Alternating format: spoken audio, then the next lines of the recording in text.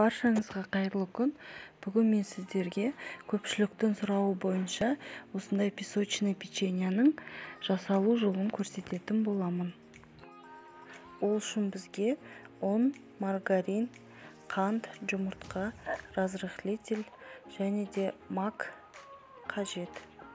Печеньеміздің бетіне жағатын қантымыз бен магымызды бөлек қоя тұрамыз. Бір ыдысқа маргаринімізді саламыз, оның үстіне қантымызды саламыз да қолымызбен езіп қатты мөлшермен 10 минуттай араластыратын боламыз. 10 минуттың ішінде біздің маргариніміз бен қантымыз осындай болып шығуы керек. Қолмен осылай қатты араластырамыз. Оның үстіне 2 жұмыртқаны қосып тағы да араластырамыз. Оның үстіне разрыхлителімізді қосамыз да тағы да араластырамыз. Ендігі кезекте ұнымызды осылай ситадан өткізіп, қолымызбен ақырын жұмсақ қамыр болғанша илейміз. Енді сәл ұн сеуіп аламыз да қамырымызды осы ұнның үстіне салып илейміз. Біздің тестамыз осындай жұмсақ болуы керек. Енді бетіне жағатын қантымыздың үстіне 1 шай қасық мак қосып, осылай араластырамыз.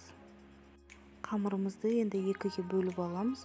Оның бір жағын қоя тұрамыз да, бір жағын осылай жайып аламыз да, үстінен формамызды басып, печеньемізді жасаймыз.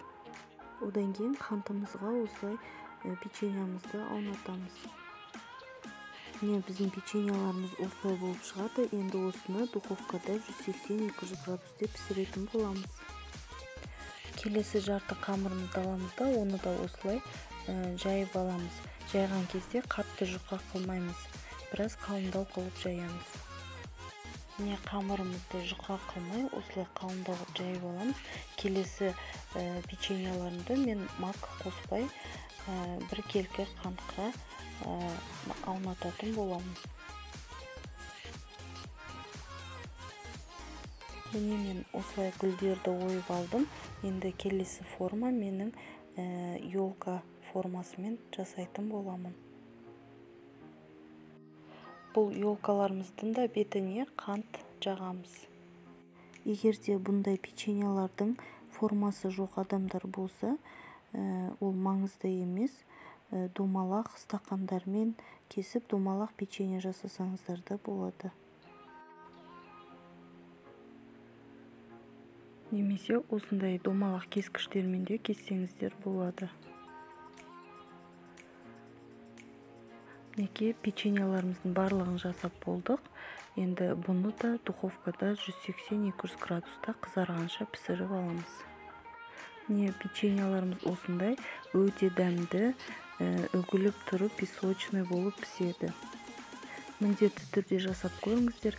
Менің рецепттерім ұнап жатса, менің каналыма тіркеліп, лайк басып, комментарий жазып қойыңыздар.